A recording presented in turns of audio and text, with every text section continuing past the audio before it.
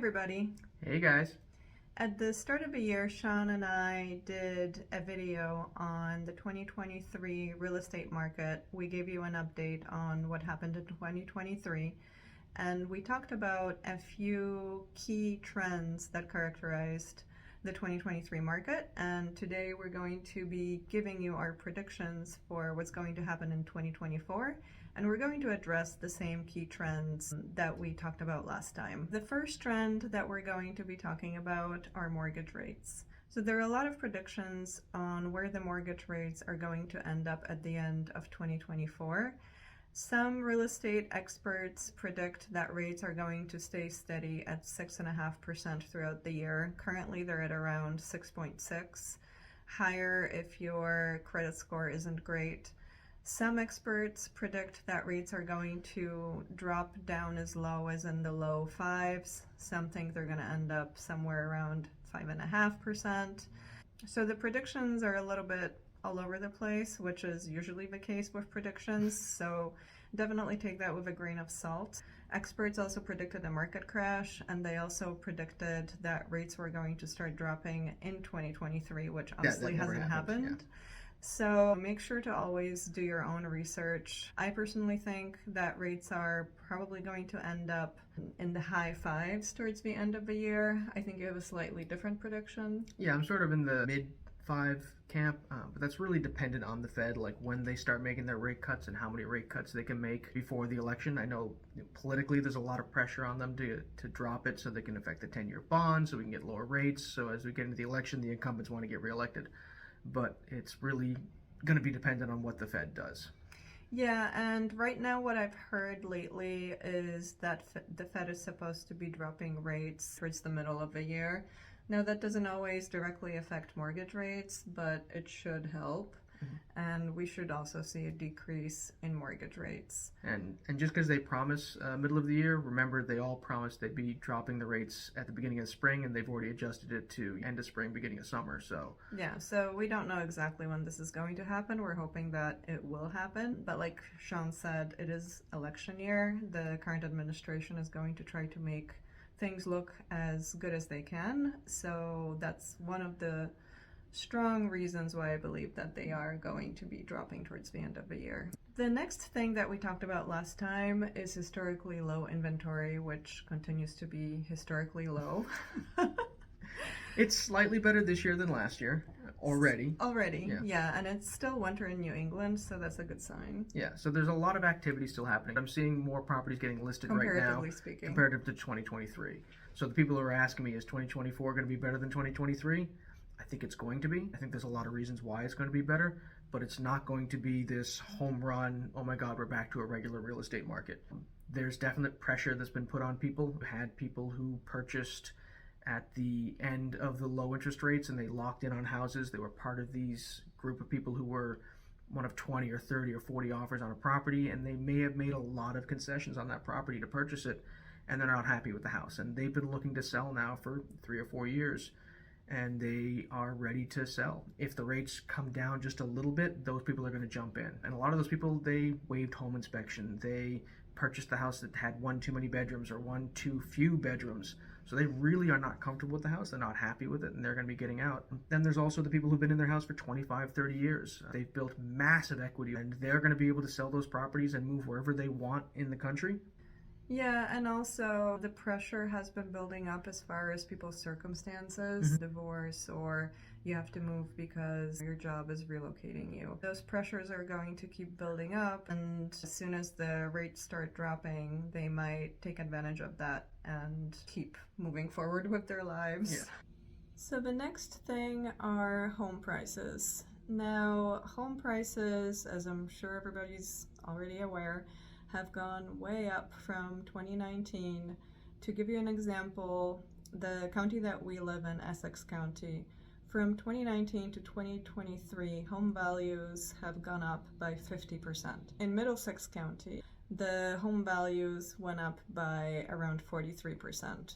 In our area, home prices in most towns are still going up, but not anywhere near that rate. They're still going up faster than historic norms, but but not nearly not that as wild, fast. Some towns have seen a slight decrease, but for the most part, prices have been going up. We haven't seen this market crash that was predicted.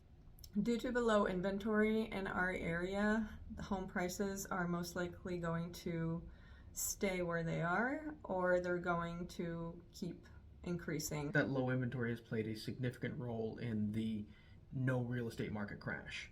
Yeah. Because there was a pullback, a significant pullback in buyers. And if we had normal inventory right now, prices would be plummeting. Another key trend is credit card debt.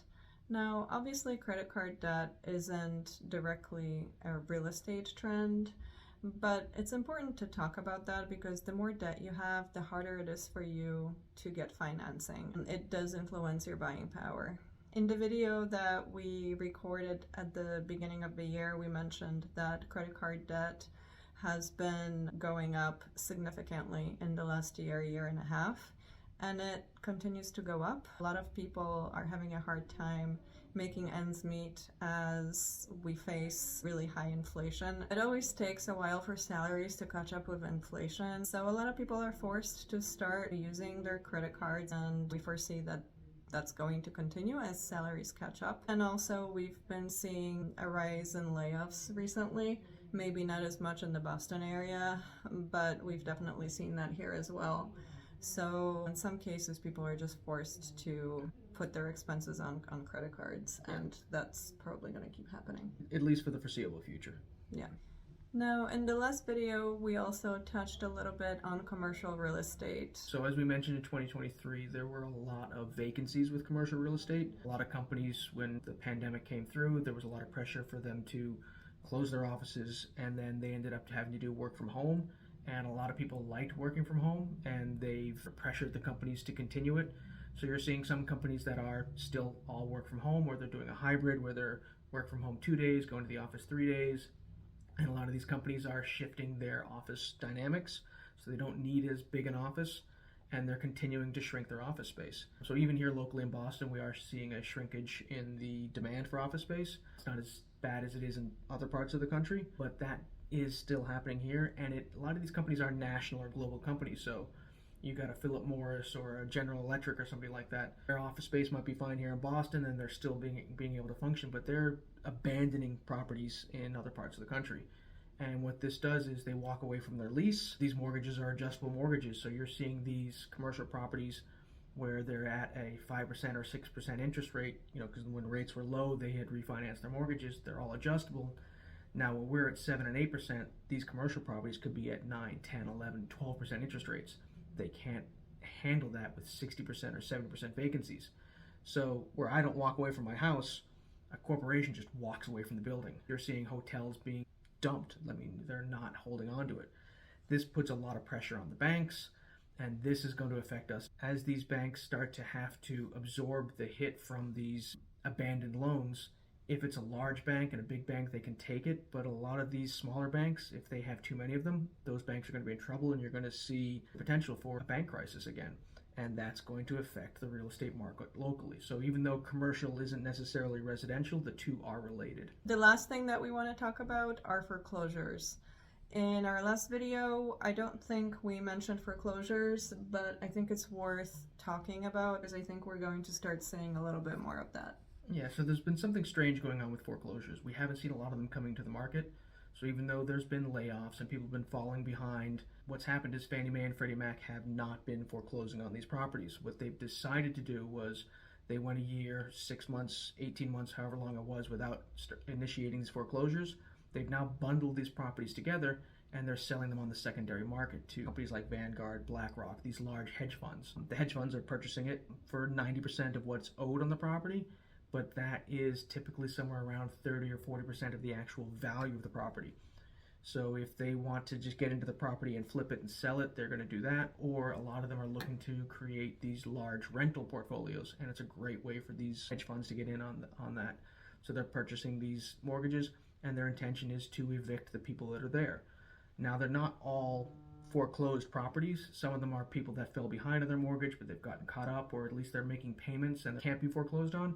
But they're going to be looking to foreclose on these properties, and when they do, that's going to put a large amount of properties into the market. They buy them in blocks of 1,000, 2,000, 3,000 properties, and their intention is to take them all. On that note, on that happy, shiny note, that's all that we wanted to mention in today's video. We hope that you found this information useful.